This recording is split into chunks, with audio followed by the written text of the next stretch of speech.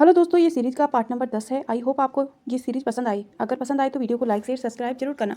लिप्सा अपने दोनों हाथों को देकर बोली, मम्मी देखो मेरे हाथ कितने रूखे और गंदे दिख रहे हैं। हमें उस टिया को नहीं निकालना चाहिए था। अब हमें ही सारा काम करना पड़ रहा है। डैड को तो नहीं पता कि उनकी गैर मौजूदगी में हम कुछ नहीं करते थे। सारा काम उनकी नाजायज़ बेटी ही करती थी। हम तो बस आराम करते थे। बस जब वो आते थे तो ये दिखाते थे कि सारा काम हम ही करते हैं और वो महारानी बस आराम फरमाती रहती है। अब उनके जाने के बाद हमें ही नौकरों की तरह काम करना पड़ रहा है। डैड तो कभी कोई सर्वेंट नहीं रखेंगे क्योंकि उन्हें लगता है कि हम दोनों कोई काम तो करते नहीं हैं, इसीलिए घर अच्छे से संभाल लेते हैं। पर उन्हें क्या पता, हमने तो आराम के अलावा आज तक कोई काम ही नहीं किया। कब तक बाहर का खाना ऑर्डर करते रहेंगे। उदया बोली, क्या तुम धीमी आवाज़ में नहीं बोल सकती? इतना तेज क्यों बोलने की क्या ज़रूरत है? क्या तुम भूल गई हो कि तुम्हारे डैड आजकल घर में ही रह रहे हैं? अगर उन्हें सुन लिया तो गड़बड़ हो जाएगी। लिप्सा बोली, मम्मी आपने ही तो बताया था कि डैड को उस मनुष्य लड़की से कोई मतलब नहीं था, ना ही उसकी माँ से। भले ही वो बहुत फेमस आर्टिस्ट थी, पर थी तो एक कोमल लड़की ही ना। इदया बोली, वो कोई कोमल लड़की नहीं थी।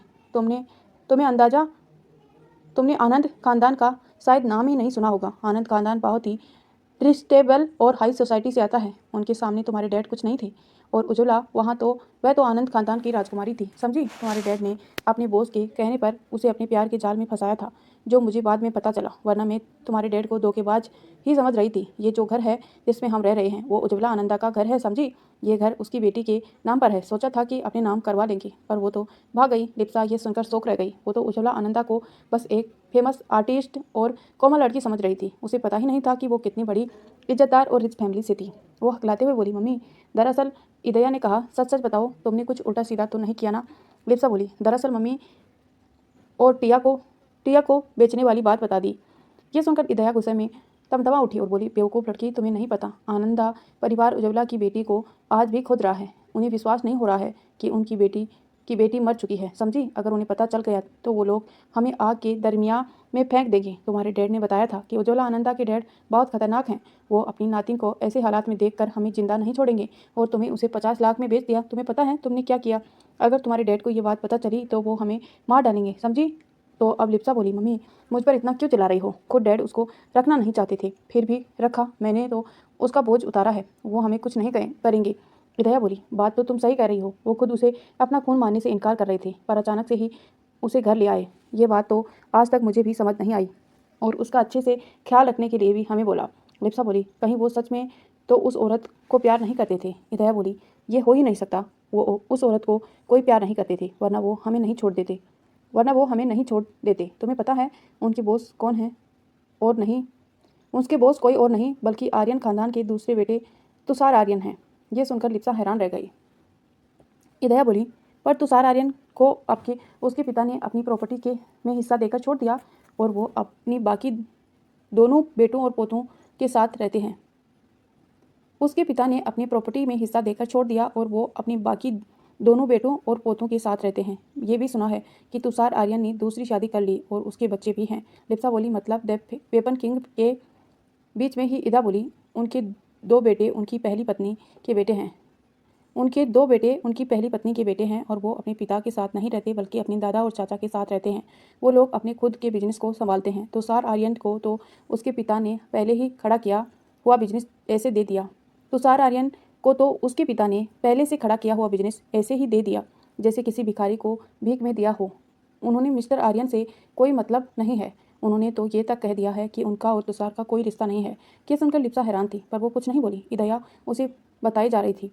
वही टिया की जब आँख खुली तो उसे खुद को कहीं और पाया। वो बेडरूम में ही थी, पर बेडरूम को देखने के बाद उसे समझ आया कि वो अब आर्यन प्लेस में अपने बेडरूम में थी।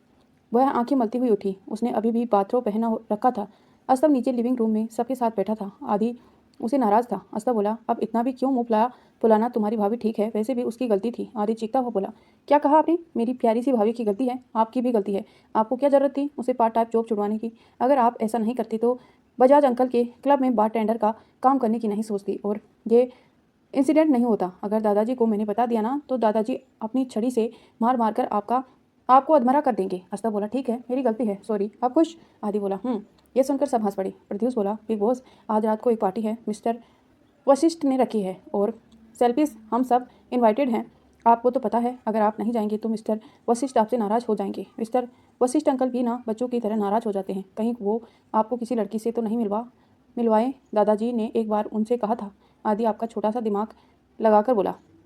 अस्ता बोला, वशिष्ठ अंकल को पता है वो ऐसे कुछ नहीं करेंगे, पर अचानक से उन्हें पार्टी किस बात पर रखी है। प्रद्युष बोला, बिग बॉस, मिस्टर वशिष्ठ ने पार्टी इसलिए रखी है कि उन्हें एक नया प्रोजेक्ट मिला है और वो कंप्लीट भी हो गया। वो कभी कभार ही पार्टी रखते हैं, जरूर कोई बड़ी बात होगी। इसके अलावा शायद उन्हें अपने बिजनेस को हैंड ओवर करने की बात भी अनाउंस करनी होगी। आदि बोला, भाई चलते हैं ना, भाभी को भी लेकर जाएंगे, आखिर शादी के बाद भाभी को पहली बार कहीं लेकर जा रहे हैं, अच्छे से तैयार होना। अस्ता बोला, वो शायद ही हो आएगी। टिया कपड़े चेंज करके अपनी आंखें मलते हुए नीचे आई। सब ने उसे गुड आफ्टरनून विश किया, टिया ने भी उसे विश किया। आदि बोला, भाभी आज रात को हम सब एक पार्टी में जा रहे हैं, आप जाएंगी? टिया ने नाम में सिर हिला दिया। वो कभी कहीं भी जाने के मूड में नहीं थी, तो आदि कुछ नहीं बोला। अस्ता बोला, जाकर लंच कर लो। टिया ने हाँ में सिर हिलाया और चली गई। टिया आज चुपसी थी, सबको उसे ऐसे देखकर बहुत बुरा फील हो रहा था। आदि बोला, आपको उन लड़कों को जिंदा छोड़ने की क्या जरूरत थी? मैं अगर आपकी जगह होता ना तो उन्हें पीछे करके समुद्र में फेंक देता। क्या हुआ अगर वो इस शहर के मेयर का बेटा है, हम उनसे ज़्यादा पावरफुल हैं। अस्ता चुप रहा, वो कुछ नहीं बोला, बस उसकी नज़र अपने हाथ में पकड़े आईपैड पर थी। उसके दिमाग में कुछ चल रहा था। उसके फेस पर कोई एक्सप्रेशन ना देखकर किसी को और कुछ पूछने की हिम्मत ही नहीं हुई, सब चुप रह गए। शाम को टिया पढ़ाई कर रही थी और अस्ता पार्टी में जाने के लिए रेडी हो रहा था। अस्ता ने ब्लैक कलर की 3 पीस सूट पहन रखा था और उसे ऊपर एक ब्लैक कलर का लॉन्ग कोट पहन रखा था और उस कोट के दोनों साइड पर एक ज्वेलरी थी, मतलब दोनों साइड ब्रांच लगे हुए थे। वो किसी किंग से कम नहीं लग रहा था। वो उसके कानों में स्टड भी पहन रखी थी। वो किसी एंजल से कम नहीं लग रहा था, किसी भी एंगल से कम नहीं लग रहा था। टिया ने जब उसे देखा तो आंखें और मुंह दोनों खुले के खुले रह गए। वो मन में सोचने लगी कि उसका हस्बैंड कितना हैंडसम है। उसने कभी ये सोचा ही नहीं था कि वो बस उसे देखे जा रही थी। अस्ता तब तक उसके पास आ चुका था। टिया बेड पर आलती पालती मारकर बैठी थी और वहाँ पर 2-4 बुक्स रखी थी और एक बुक उसके हाथ में पकड़े रखी थी। अस्ता नीचे झुका और उसकी आंखों में देखते लगा। वह अपने फेस को टिया के फेस के एकदम क्लोज ले आया। अस्ता बोला, एक बार फिर बोल रहा हूँ, क्या तुम सच में नहीं आना चाहती? टिया अचानक होश में आई और हड़बड़ा गई। उसने दोनों के सिर टकरा गए, दोनों अपना सिर मिलाने लगे। टिया बोली, नहीं सर, मुझे स्टडी भी करनी है। अस्ता बोला, ठीक है, टाइम से सो जाना और आधी रात को पेंटिंग मत बनाते रहना। टिया ने हामी सिर हिलाया। अस्ता ने उसके सिर को सहलाया और चला गया। बाहर सब उसका वेट कर रहे थे। सब के सब किसी राजकुमार से कम नहीं लग रहे थे। अस्ता ने 3 पीस सूट पहन रखा था और उसने भी अस्ता की तरह एक काले रंग का लॉन्ग कोट पहन रखा था। अस्ता की तरह ही उसके कोट में भी ब्रॉन्ज लगे हुए थे। उसे भी स्टैड्स पहन रखे थे और ओरियन, जिसने सिल्वर कलर के बाल थे, उसे एक वाइट शर्ट और ब्लैक जीन्स पहन रखी थी और उस ब्लैक लॉन्ग कोट और गले में काले रंग का चोकर पहन रखा था। वो कह डाल रहा था। बाकी सभी ने भी उसी की तरह स्टाइल किया था। ओरमन और अब्रहम ने अस्ता और आदि की तरह 3 पीस सूट पहन रखा था और उसके ऊपर ब्लैक कलर का लॉन्ग कोट पहन रखा था। वो सब के लोग किसी कोरियन के पॉप ग्रुप में मेंबर की तरह लग रहे थे। एंड इलीगल डिसिप्लिन्स और आइडियल। फिर वो सब लोग चले गए। घर में सर्वेंट गार्ड्स दादाजी और टिया ही थे। डिनर का टाइम होने के बाद दादाजी और टिया ने डिनर किया, फिर दोनों अपने अपने कमरे में सोने चले गए। टिया ने आज पेंटिंग नहीं बनाई, वो सो गई। वशिष्ठ मैंसन में एक लग्जरियस पार्टी अरेंज की गई थी। पूरे वशिष्ठ मैंसन लाइटों से जगमगा रहा था। सारे गेस्ट आ चुके थे। बिजनेस से लेकर सभी वीआईपी पर्सन भी वहाँ पर मौजूद थे, पर सबकी नज़र एंट्रेंस पर ही थी क्योंकि उस शहर का किंग अभी आने वाला था। ये बात किसी को पता थी और सब अस्ताव से अपने बिजनेस हो या कुछ और रिलेशन बनाना चाहते थे। कई बिजनेसमैन तो अपनी बेटियों की शादी की बात भी करने वाले थे। सभी लोग मिस्टर वशिष्ठ से बार बार पूछ रहे थे कि अस्ता आर्यन कब आएंगे। मिस्टर वशिष्ठ भी बार बार अपनी रिस्ट वॉच को देख रहे थे। उन्हें भी डाउट हो रहा था कि शायद ही अस्ता आए। उन्हें तो सोच लिया था कि अगर अस्ताव नहीं आया तो उसे बात नहीं करेंगे। तभी उन्हें कई कार की रुकने की आवाज़ सुनाई दी। अंदर पार्टी हॉल में म्यूजिक चल रहा था, पर ये एक साथ 5-6 कार की रुकने की आवाज़ थी जिसे सब सुन पा रहे थे। सब समझ गए कि अस्ताव आ चुका है। कुछ ही देर में सबको अस्ताव और उसकी फैमिली की ग्लैमरस एंट्री देखने को मिली। वो सब बहुत ही क्लासिक लग रहे थे। सब उसे देखकर हैरान रह गए। वहाँ पे सभी गेस्ट को ऐसे लग रहा था जैसे दुनिया के सारे हैंडसम आदमी एक साथ रेड कारपेट पर चलते आ रहे हैं। मिस्टर वशिष्ठ जल्दी से उनका वेलकम करने गए। अस्ताव को सबने उसके पैर छूकर आशीर्वाद दिया। अस्ताव और सबने उनके पैर छूकर आशीर्वाद लिया। मिस्टर वशिष्ठ बहुत खुश थे। वो उन्हें आशीर्वाद देते हुए बोले, हमेशा खुश रहो और अपने दादाजी का नाम ऊंचा रखो। मुझे तो लग रहा है कि तुम लोग नहीं आओगे। मैंने तो सोच लिया था कि मैं तुम लोगों से बात नहीं करूंगा।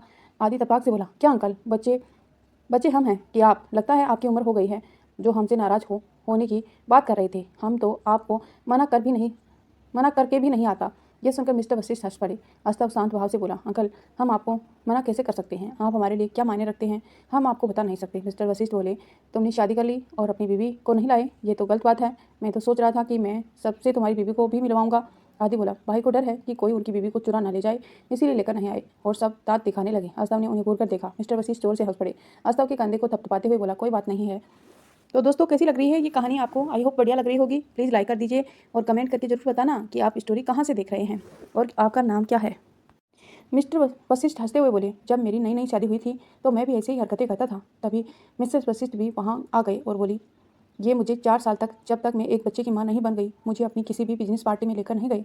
सबने मिसेस वशिष्ठ को देखा। उन्हें यकीन नहीं हो रहा था कि मिस्टर वशिष्ठ ऐसे भी कर चुके हैं। उन्हें मिसेस वशिष्ठ का भी आशीर्वाद लिया। मिसेस वशिष्ठ अस्तव को छेड़ते हुए बोली, तुम्हें भी लगता है कि तुम्हारी बीवी को कोई चुरा ले जाएगा? अस्तव बोला, मैं ऐसा नहीं सोचता, मेरी बीवी मुझे छोड़कर कहीं जा ही नहीं सकती। मिस्टर वशिष्ठ हंसने लगे। अस्तव बोला, मैं सच कह रहा हूँ, उसकी तबीयत खराब है। मिसेस वशिष्ठ और मिस्टर वशिष्ठ उसे अजीब नज़रों से देखने लगे। मिसेज वशिष्ठ बोली, तबीयत खराब है या फिर तुमने उसे बहुत परेशान किया? ये सुनकर सारे लड़के हंसने लगे। अपना दांत दिखाते हुए बोला, आंटी आपको तो पता ही है ना, हमारे अस्तव साहब को रोमांस का ABCD भी नहीं आता, क्या खाक परेशान करेंगे? तो मिसेज वशिष्ठ बोली, शादी होने के बाद हर आदमी ये सीख जाता है और ये तो मल्टी टैलेंट इंसान है, क्यों? और अस्तव के कान खींचने लगी। सबको बड़ा मजा आ रहा था अस्तव की खिंचाई में। अस्तव भी हंस पड़ा। आदि बोल पड़ा, वैसे आपने सही कहा, मेरे भाई भी लगभग सीख चुका है, मतलब जल्द ही मेरा चाचा बनने की इच्छा पूरी होने वाली है। मिस्टर वशिष्ठ और मिसेस वशिष्ठ ये सुनकर हैरान रह गए और अस्तव को देखने लगे। अस्तव ऊपर की तरफ देख रहा था। ये देखकर मिसेस वशिष्ठ और मिस्टर वशिष्ठ हंस पड़े। कोई उनकी बात तो नहीं सुन रहा था, पर सब समझ पा रहे थे कि ये कोई इंटरेस्टिंग बात चल रही है। और सब हैरान भी थे क्योंकि अस्तव बहुत ही कम हंसता था। उनका हंसता हुआ चेहरा देखना मानो 100 की साल तपस्या करने जैसा था। उन्हें आज अस्तव की काफ़ी चेंज भी दिखाई दे रहा था। मिस्टर तरुस आर्यन और उसका बेटा रयान आर्यन उन्हें दूर से पार्टी में देख रहा था। उन्हें देखकर मिस्टर आर्यन के दिल में एक दर्द सा उठने लगा। रयान भी उन्हें देखकर मन में सोचने लगा, क्यों वो सब एक साथ फैमिली की तरह नहीं रह सकते, जैसे अस्तव सबको अपना फैमिली मेंबर बनाता है? क्या उन्हें नहीं मान सकता? फिर वो सब अंदर आए। मिस्टर वशिष्ठ और मिसेस वशिष्ठ ने उनके लिए एक VIP टेबल बुक करवा रखा था। वहाँ जाते ही सब के सब पैर पसार कर बैठ गए। अस्तव ने जब उन्हें घूर कर देखा तो सब वेल मैनर्स ढंग से बैठ गए। इसे देखकर मिस्टर वशिष्ठ बोले, बेटा क्या तुम अपनी प्रजा पर ज़्यादा अत्याचार नहीं कर रहे हो? यह सुनकर ओरमन बोला, हाँ अंकल, हम पर ज़्यादा ही अत्याचार करने लगा है। देखिए ना, शादी हो गई है, बीवी पर ध्यान देने की बजाय हम लोगों पर ध्यान देता है। इसे तो जल्दी से हमें गुड न्यूज़ सुनानी चाहिए। अस्तव मन में सबको हजारों गालियाँ दे रहा था। सब लोग फिर से उसकी खिंचाई कर रहे थे। अस्तव बोला, हेलो बच्चा है, कोई ऑनलाइन कोई ऑनलाइन प्रोडक्ट नहीं है कि ऑर्डर किया और डिलीवरी बॉय देकर आ गया। मिस्टर वशिष्ठ बोले, देखो बेटा, मेरा बेटा जब 26 साल का था तभी उसकी शादी हो गई और उसका एक बेटा और एक बेटी भी है, इसीलिए सबको चिंता हो रही है क्योंकि तुम इतने भी नहीं कर सकते। अस्तव उन्हें घूर कर देखने लगा तो मिस्टर वशिष्ठ जल्दी से बोले, मैं तो मजाक कर रहा था, तुम तो जल्दी बुरा मान जाते हो, जब तुम्हारी मर्जी हो तब बेबी प्लान कर लो। और वहाँ से निकल गया। ये देखकर सब हंसने लगे। तभी मिसेस वशिष्ठ बोली, मैं भी दूसरे मेहमानों को देखकर आती हूँ, और चली गई। उनके जाने के बाद मिस्टर वशिष्ठ का बेटा अभय आ गया और बोला, तो आखिर हमारे मोस्ट एलिजिबल बैचलर के गले में भी शादी का पट्टा पड़ ही गया? ये सुनकर सब हंसने लगे। अस्तव ने सबको घूर कर देखा, तब तक अभय भी बैठ चुका था। अब अभय बोला, तुम भाभी को लेकर क्यों नहीं आए? अस्तव कुछ बोलता उससे पहले ही अभय बोला, तुम्हें लगता है कि कोई तुम्हारी बीवी को लेकर उड़न छू हो जाए? ये सुनने के बाद अस्तव अपनी आईब्रो कसते हुए बोला, हाँ यही बात है, इसीलिए लेकर नहीं आया। जाओ माइक लेकर सबको बता दो, तुम लोग तो इसे सिगरेट रखने के बजाय पब्लिकली अनाउंस करने में लगे हुए हो। सब लोग अपने कान पकड़कर बोले, सॉरी। अबे बोला, क्या तुम्हें पता है तुम्हारे डैड? और चुप हो गया क्योंकि इसके बाद सबके चेहरे सीरियस हो गए थे। सबको अच्छे से पता था कि अस्तव और आदि अपने डैड से कितनी नफरत करते थे। वो लोग तो उनकी शक्ल भी नहीं देखना चाहते थे। आदि और अस्तव को जो पसंद नहीं था वो बाकियों को भी पसंद नहीं था। वो सब इन दोनों के लिए लॉयल थे। अब्रम माहौल को ठीक करते हुए बोला, क्या तुम लोग भी ठीक है? आ गए हैं तो आ गए हैं, अब क्या हम उनका आशीर्वाद लेने चले? अस्तव कुछ नहीं बोला। वो लोग फिर हंसी मजाक करने लगे। अब है अस्तव का मूड बदलते हुए देख पा रहा था। वो मन में बोला, गॉड प्लीज़ अस्तव सेटल हो गया है, अब इसकी लाइफ में कोई मुसीबत मत लाना। वही प्रेयर कर ही रहा था कि तभी उन्हें किसी की आवाज़ सुनाई दी। सब वाकिफ थे और इस आवाज़ को सुनकर सब चिढ़ गए। उन्हें देखा लेकिन अस्तव ने नहीं देखा। वह अपनी वाइन का गिलास को हिला रहा था। आदि बड़बड़ाते हुए बोला, क्यों, क्या फूटी किस्मत है? वशिष्ठ अंकल को क्या जरूरत थी इन छिपकलियों के खानदान को इनवाइट करने की? इनको देखकर मुझे खून की उल्टी करने का मन करता है। सब लोग उन्हें देखकर अजीब सा मुंह बनाने लगे। वह कोई और नहीं, चारविन सा थी। उनके एक बहुत ही महंगा और स्टर स्टोन प्लेस गाउन पहना रखा था। वो बहुत ही खूबसूरत लग रही थी। उसके बहुत सारे मेकअप लगाया हुआ था। वो एकदम एक परी की तरह लग रही थी। जब से वो पार्टी में आई थी तब से उसकी खूबसूरती लाइमलाइट में थी। वो अपना गाउन पकड़कर नजाकत से चलती हुई आई और बोली, हेलो गाइस। वो अस्तव को देखकर बोली, you are looking dressing unbelievable. ये सुनकर अब्रम बोल पड़ा, क्या तुम पहली बार उसे देख रही हो जो बिलीव नहीं कर पा रही हो? ये सुनकर चारवीर को बहुत गुस्सा आया, पर उसे अपने गुस्से को कंट्रोल किया, क्योंकि उसे अच्छे से पता था अगर वो उन सबको अच्छे ट्रीट नहीं करेगी तो अस्तव कभी उसे पसंद नहीं करेगा। वो बैठने के लिए एक चेयर ढूंढने लगी, पर वहाँ पर एक भी चेयर अवेलेबल नहीं थी और ना ही कोई उसे बैठने देना चाहता था, क्योंकि बीच में कबाब कबाब में हड्डी की तरह प्रकट हो गई थी। वो लोग अच्छा खासा एंजॉय कर रहे थे और बीच में उसकी शक्ल देखनी पड़ गई और सबका मूड खराब हो गया। ओरियन सेल्वियन के कंधे पर सर रखते हुए बोला, क्या कोई इस छिपकली को उठाकर फेंक सकता है? कसम से मैं पूरी ज़िंदगी भर उसकी गुलामी करूंगा। फिलहाल उसने ये धीमी आवाज़ में बोला, इसीलिए चारविन ने नहीं सुना। सेल्विन बोला, डोंट वेरी, इसे हमें अब झेलना ही नहीं पड़ेगा, क्योंकि हमारे बिग बॉस ने शादी कर ली है और दादाजी यंग मैडम को बहुत पसंद करते हैं और ये मेकअप की दुकान हमारे मैडम के सामने कुछ भी नहीं है। प्रद्युष बोला, वो तो ठीक है, लेकिन अगर ये ज़्यादा देर तक रही तो मैं यहाँ नहीं रहने वाला। आदि उसका हाथ पकड़कर बोला, खबरदार, जो जाने की बात की तुम उसके लिए सीट छोड़कर जाना चाहते हो, बेवकूफ़ आदमी। तो प्रत्युष बोला, मैं सीट भी साथ लेकर जाऊंगा, समझे? चारविन उन्हें अजीब नज़रों से देखने लगी। वो क्या कह रहे थे ये तो वो नहीं सुन पा रही थी, पर उसे पता था कि वो लोग उनके आने से कुछ नहीं है। उसने कोई मतलब नहीं था। उसे तो अस्तव को ले जाने से मतलब था। चारविन बोली, देखो ना अस्तव, कितना अच्छा म्यूजिक बज रहा है, लोग डांस कर रहे हैं, चलो ना हम भी डांस करते हैं। तो ओरियम बीच में बोल पड़ा, अस्तव, हाँ यार, तुम मेरे साथ चलो, मैं तुम्हें डांस करने की कंपनी दूंगा। ये सुनकर सब हैरान रह गए। अस्तव मन में बोला, मेरे दोस्त बहुत प्रोटेक्टिव हैं, मुझे प्रोटेक्ट करने के चक्कर में उन्हें ये भी नहीं पता कि वो क्या बोल रहे हैं। आदि बोला, हाँ भाई, आप मेरे साथ चलो, और अस्तव का हाथ पकड़ लिया। तो चारविन बोली, तुम लोग लड़के हो, तुम उसके साथ कपल डांस करोगे? तो आदि उसे घूर कर देखने लगा। वो मन ही मन चारविन को मर जाने का श्राप दे रहा था। वो मन ही मन बोला, तो मैं तो आज दिन में ऐसा सबक सिखाऊंगा कि ज़िंदगी भर याद रखोगे। तुम बहुत बुरी हो, ये जो तुम दिखाती हो ना कि तुम कितनी अच्छी हो, ये सिर्फ एक मुखौटा है। वो कुछ नहीं बोला। अस्तव बिना एक्सप्रेशन के बोला, क्या अब तुम भूल रही हो, मुझे डांस करने में कोई इंटरेस्ट नहीं है, और तुम्हारे साथ तो बिल्कुल भी नहीं। मैं किसी चुड़ैल के साथ भी नाचने को तैयार हूँ, पर तुम्हारे साथ नहीं। तो जाकर किसी और पर ट्राई करो। मैं तुम्हारे लिए कभी भी अवेलेबल नहीं हूँ और ना ही तुम मुझे इम्प्रेस कर सकती हो। So please go. तो चारविन इतराते हुए बोली, क्या तुम भूल रहे हो कि तुम्हारे दादाजी मुझे अपने घर की बहू बनाना चाहते हैं? तुम्हें तो मेरे साथ एक दिन शादी करनी है, तो इतना नखरे क्यों दिखा रहे हो? अस्तव ने अब उसे अपनी गुस्सेली नज़रों से देखा। एक पल के लिए चारविन डर गई। वो बोली, तुम इस सच को नहीं बदल सकते, समझे? अस्तव के होठों पर एक डेविल स्माइल आ गई। वो कुछ नहीं बोला और चारविन पैर पटकते हुई चली गई। तभी आदि की नज़र एक बिजनेसमैन पर पड़ी जो उसकी तरफ ही आ रहा था। उसे देख वो अपना सिर प्रद्युष की कोट के अंदर छुपाने लगा। तो प्रद्युष उसे दूर करते हुए बोला, क्या कर रहे हो तुम क्यों मेरी इज्जत लूटने को तुम क्यों मेरी इज्जत लूटने की सोच रहे हो इतनी ऑडियंस के बीच, पागल आदमी? आदि बोला, तुम्हारी इज्जत कौन लूट रहा है? मैं तो अपनी इज्जत बता रहा हूँ। अब्रम बोला, क्या तुम्हारे पीछे कोई लड़की पड़ी है? आदि बोला, लड़की नहीं, बिजनेसमैन पड़ा है। ये सुनकर सब उसे देखने लगे। वो सब उसकी अजीब नज़रों से देख रहे थे। आदि उन्हें एक्सप्लेन करते हुए बोला, उधर देखो मिस्टर कल्याण, और इशारा किया। सब ने उसकी तरफ देखा। ओजस बोला, वो तो 2 दिन पहले हमसे बिजनेस डील करने के लिए आए थे, फिर आप उनसे क्यों डर रहे हैं? वो तो बहुत जेंटलमैन इंसान है। आदि बोला, भाभी ने हमारी पेंटिंग बनाई थी, याद है? भाभी ने हमारी पेंटिंग बनाई थी, याद है? तो सब ने हाँ में सिर हिलाया। आदि बोला, उन सारी पेंटिंग को हमने फ्रेम करवा लिया था और अपने अपने पास रख लिया था। मैंने अपनी सबसे क्यूट वाली पेंटिंग अपने ऑफिस में के केबिन में टांग दी थी। पता है, मिस्टर कल्याण जब आए थे उनकी नज़र पेंटिंग पर पड़ी और वो पूछने लगे कि वो पेंटिंग किसने बनाई थी। उन्होंने भी अपनी रेस्ट इन पीस वाइफ की पेंटिंग बनवानी थी और वो मेरी क्यूट फेस वाली पेंटिंग खरीदना चाहते हैं। बोल रहे थे कि मैं कितना भी बोलूँ उसके 2 गुना ज़्यादा देंगे। मैंने बड़ी मुश्किल से उस पेंटिंग को बिकने से बचाया है। मैं उन्हें नहीं बताया कि किसने बनाई है वो पेंटिंग। अब मैं उन्हें कैसे बताता कि मैं हर रोज़ इतना क्यूट नहीं दिखता हूँ।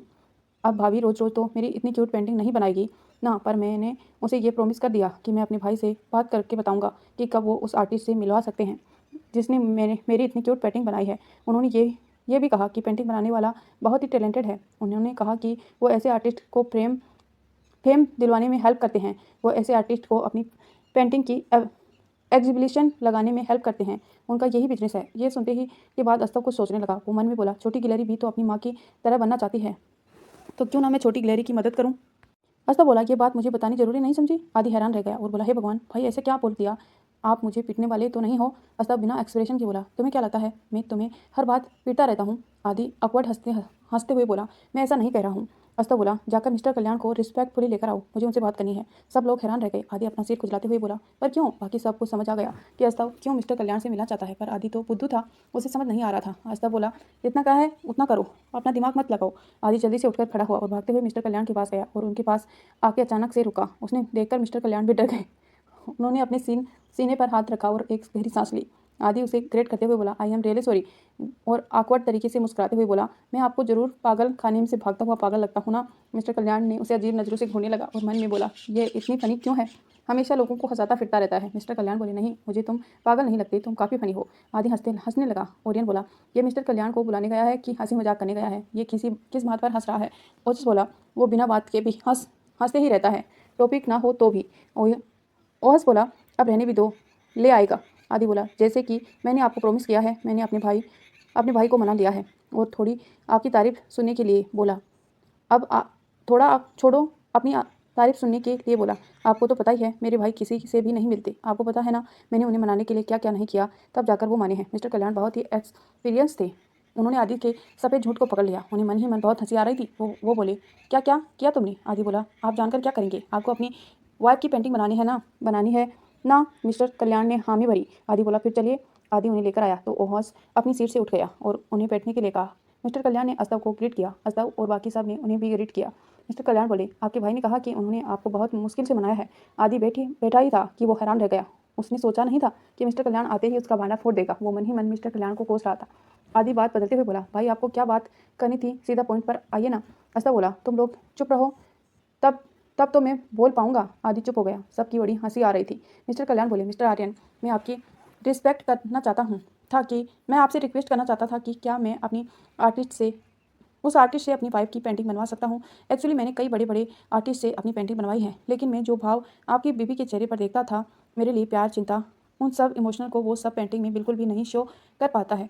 मैं किसी भी पेंटिंग से खुश नहीं हूँ, लेकिन जब मैंने आपके भाई की पेंटिंग देखी, मुझे लगा एक बार मुझे अपना लक ट्राई करना चाहिए। मेरी वाइफ को गुजरे हुए 4 साल बीत गए हैं। मेरी वाइफ ने मेरे हर सुख दुख में मेरा साथ दिया है। मैं उन्हें बहुत प्यार करता हूँ और उसकी याद में एक पेंटिंग बनवाना चाहता हूँ जिससे रियल इमोशन हो। अस्तव अच्छे से समझ पा रहा था कि मिस्टर कल्याण क्या चाहते हैं। अस्तव बोला, आई कैन अंडरस्टैंड आप अपनी वाइफ को कितना प्यार करते हैं। मिस्टर कल्याण बोले, तो क्या वो आर्टिस्ट मेरी वाइफ की पेंटिंग बना सकती है? अस्तव बोले, आई विल मेक श्योर कि वो आपकी वाइफ की पेंटिंग बनाए। ये सुनकर मिस्टर कल्याण हैरान रह गए और बोले, क्या वो एक फीमेल आर्टिस्ट है? अस्तव बोला, सी इज माई वाइफ। ये सुनकर मिस्टर कल्याण हैरान रह गए। मन में बोले, कल तक तो मिस्टर आर्यन इंडिया के मोस्ट एलिजिबल बैचलर थे, आज अचानक से शादी कर ली। और अस्तव को कॉन्ग्रेच करते हुए बोले, कॉन्ग्रेचुलेसन मिस्टर आर्यन। अस्तव बोला, क्या आप एक फेवर कर सकते हैं? मिस्टर कल्याण बोले, मैं आप पर कैसा फेवर आप मुझे पर कर रहे हैं, फिर भी आप बताइए मैं आपके लिए क्या कर सकता हूँ। अस्तव बोला, मेरा भाई ने बताया कि आप आर्टिस्ट को फेम दिलाने में हेल्प करते हैं, उनकी पेंटिंग को एग्जिबिली लगवाते हैं। बात यह है कि मेरी वाइफ के लिए भी एक ऐसा इंसान खोज रहा हूँ जो उसकी हेल्प करे। क्या आप कर सकते हैं? मिस्टर कल्याण खुश होते हुए बोले, ये तो मेरी खुश नसीबी होगी आपके लिए कुछ करना। और मैंने पेंटिंग देखी है और पूरे दावे के साथ कह सकता हूँ कि आपकी वाइफ 100% टैलेंटेड आर्टिस्ट है। अस्तव बोला, ठीक है, तो फिर कल हम आर्यन प्लेस में मिलते हैं। आप अपनी वाइफ की कोई फोटोग्राफ लेकर आइए, मेरी वाइफ कल अपनी यूनिवर्सिटी नहीं जाएगी। मिस्टर कल्याण बोले, क्या आपकी वाइफ यूनिवर्सिटी में टीचर है? ये सुनकर अब्रम जो वाइन पी रहा था, अचानक से उसके मुंह से वाइन बाहर निकल आई। सब उसे देखने लगे क्योंकि वो वाइन का फवारा ओरमन और ओजस के कपड़ों से होता हुआ गुजरा था। ओरमन चिढ़ते हुए बोला, क्या कर रहे हो? अब्रम बोला, सॉरी, मिस्टर कल्याण ने टीचर कहा तो निकल गया। मिस्टर कल्याण बोले, टीचर नहीं है तो फिर? बीच में ही ओजस टिश्यू पेपर से अपने कोट पर लगे वाइन को पोंछते हुए बोला, वो टीचर नहीं है, सेकंड ईयर की स्टूडेंट है। यह सुनकर मिस्टर कल्याण हैरान रह गई। उसकी शक्ल देखकर कोई भी कह सकता था कि उन्होंने कोई ऐसी चीज़ सुन ली जिसे सुनकर कोई भी विश्वास नहीं कर सकता। वो हैरान होते हुए बोले, स्टूडेंट, वो भी सेकंड ईयर की? मतलब क्या वो अभी अभी 21-22 साल की है? आदि अपने मुँह से एक स्वीट भरते हुए बोला, नहीं मिस्टर कल्याण, वो 23 की है। आदि बहुत ही मासूमियत के साथ बोला था। मिस्टर कल्याण नॉर्मल हुई और बोले, सॉरी, मैं तो भूल ही गया कि प्यार तो किसी भी एज में किसी के साथ भी हो सकता है। वो आपसे शायद 10-11 साल छोटी होगी। अस्तव कुछ नहीं बोला। मिस्टर कल्याण मन ही मन बोले, आखिर वो कौन है जिसने इस शहर के सबसे पावरफुल और अमीर और मोस्ट डेंजरस आदमी का दिल जीत लिया? वो सच में बहुत स्पेशल होगी। क्या पता वो स्वर्ग से आई हुई कोई एंजल हो। और आदि ने जैसे कहा था कि 23 साल, वो मन ही मन अस्तव को देखकर उसकी वाइफ की इमेज बनाने लगे कि उसकी वाइफ कैसी होगी। अस्तव बोला, आपसे एक रिक्वेस्ट है, कि आप ये बात किसी को नहीं बताएंगे कि मेरी शादी हो गई है। आपको पता ही होगा कि मेरे इस वक्त पोजीशन क्या है। मिस्टर कल्याण समझते हुए बोले, मैं समझ सकता हूँ, don't very and thank you so much. फिर वो चले गए। ओहस जल्दी से अपनी सीट पर बैठ गया। वो भी आदि की तरह खाना अपने मुंह में ठूसने लगा। अस्तव ये सोचकर दिल ही दिल में बहुत खुश हो रहा था कि उसे अपनी छोटी सी वाइफ के लिए एक मेटोर खोज ली है। वो अब पार्टी में रुकना नहीं चाहता था। वो जल्दी से घर जाकर तिया को अपनी बाहों में भरकर बताना चाहता था कि वो उसका हर सपना पूरा करेगा, चाहे वो कोई भी सपना हो। सब लोग खाना खा रहे थे जब अस्तव मन ही में ये सब सोच रहा था। अस्तव को उसके डैड दूर से ही बड़े गौर से देख रहे थे। उन्हें आज अस्तव का काफ़ी बदला हुआ लुक देखा था। आज उसके चेहरे पर जो चमक थी पहले से काफ़ी अलग थी। वो बार बार अस्तव के होठों के किनारे पर स्माइल आ रही थी, पर अस्तव के फेस पर कोई एक्सप्रेशन नहीं था। ये बात जाहिर थी कि अस्तव के दिमाग में कुछ चल रहा था। क्या चल रहा था ये पता लगाना नामुमकिन था, क्योंकि वो हमेशा एक्सप्रेशन लेस रहता था और उसकी गहरी काली आंखों तो ना जाने कितने राज छुपाए सब देखती रहती थी। उसे देखकर कोई भी उनकी गहराइयों में फंस सकता था। रायन ने जब अपने डैड को अस्तव को देखते हुए पाया तो वो बोला, डैड। मिस्टर आर्यन बोले, आज अस्तव काफ़ी बदला बदला लग रहा है। ऐसा लग रहा है जैसे वो अब बदल रहा है। मैंने कभी भी उसे मुस्कुराते हुए नहीं देखा। जितनी बार भी उसे देखा है वो हमेशा सीरियस रहता है, लेकिन आज वो खुलकर हंस रहा है। उसकी हंसी बनावटी नहीं है। रियान ने भी अस्तव को देखा। अस्तव एक परफेक्ट पोस्चर में चेयर पर बैठा था और सोच में खोया हुआ था। बार बार उसके होठों के कोनों पर स्माइल आ रही थी। रायन ने ये बात जुटला नहीं सकता था कि अस्तव किसी तराशे हुए हीरे की तरह था, एकदम परफेक्ट। सर से पांव तक वो एकदम परफेक्ट। उसकी स्लिम बॉडी काफ़ी अट्रैक्टिव थी। इनफैक्ट अस्तव के पास तो खूबसूरत मर्दों की एक पोज थी। कोई भी जुटला नहीं सकता था कि वो लोग कितने ग्रैंड गार्ड से कम नहीं थे। आदि अपने भाई को देखकर बोला, भाई क्या सोच रहे हैं? खाना खा लो, क्योंकि भाभी खाना खाकर सो गई होगी। अगर आप सोच रहे हो कि आपको आधी रात को खाना बनाकर खिलाएगी तो ये गलत है। आपको ऐसा ख्याल छोड़ देना चाहिए। आखिर आप एक स्टूडेंट के साथ ऐसा नहीं कर सकते। अस्तव ने उसे घूर कर देखा और बोला, चुपचाप खाना खाओ वरना तुम्हारा खाना पीना बंद करवा दूंगा। आदि ने अजीब सा मुंह बनाया। वो काफ़ी फनी लग रहा था। ये देखकर रायन खुद को मुस्कुराने से रोक नहीं पाया। हालांकि वो लोग काफ़ी दूर बैठे हुए थे। वो लोग क्या बातें कर रहे थे ये वो नहीं सुन पा रहे थे, लेकिन आदि जो काफ़ी हंसमुख इंसान था, उसके फेस का एक्सप्रेशन देखकर तो कोई भी खिलखिलाकर हंस सकता था। रायन को कभी कभी बहुत बुरा लगता था कि वो लोग उन्हें क्यों अपनाना नहीं चाहते। वो भी उनके साथ हैप्पी फैमिली की तरह रहना चाहता था, पर उसे पता था कि उसकी फैमिली में उनके लिए कोई जगह नहीं है। रायन बोला, आदि बहुत फनी है। मिस्टर आर्यन ने एक आहा भरी। वो कुछ नहीं बोले। तभी हंसी मजाक करते हुए ग्रुप में एक आतंकवादी अपनी प्लेट लेकर घुस आया। वो कोई और नहीं, चार्विन थी। उसे देखकर सबको बहुत गुस्सा आने लगा। चार्वी बोली, क्या मैं भी डिनर कर सकती हूँ? इस बार आदि खुद को रोक नहीं पाया और बोला, एक काम करो, हम सब लोगों का खाना खा जाओ, बैठो, वैसे भी हम लोग अभी जाने वाले हैं। उनका जवाब सुनकर चार्वी उसे गुस्से में घूरने लगी और बोली, मैं तुम्हारी होने वाली भाभी हूँ, तुम मुझे डिसरिस्पेक्ट कर रहे हो। आदि आंखें चराते हुए बोला, तुम मेरी होने वाली भाभी? माय फुट, तुमने क्या फ्यूचर देख लिया है कि तुम्हारी शादी मेरे भाई के साथ ही होगी? तुम्हें क्या लगता है दादाजी को बेवकूफ़ बना लिया तो क्या हमें भी बना सकती हो? हम लोग भाई की शादी तुम्हारे साथ होने देंगे? नेवर। ये जो तुम हर किसी को बताती फिरती हो ना कि मेरा भाई बहुत जल्द तुमसे शादी करने वाला है, एक दिन तुम्हारी सोसाइटी में तुम्हारी इतनी बेइज्जती होगी कि किसी को मुंह दिखाने लायक नहीं रहोगे। तुम्हें बड़ा शौक है ना डींगे हाँकने का कि मेरा भाई तुम्हें पसंद करता है, तुमसे शादी करना चाहता है।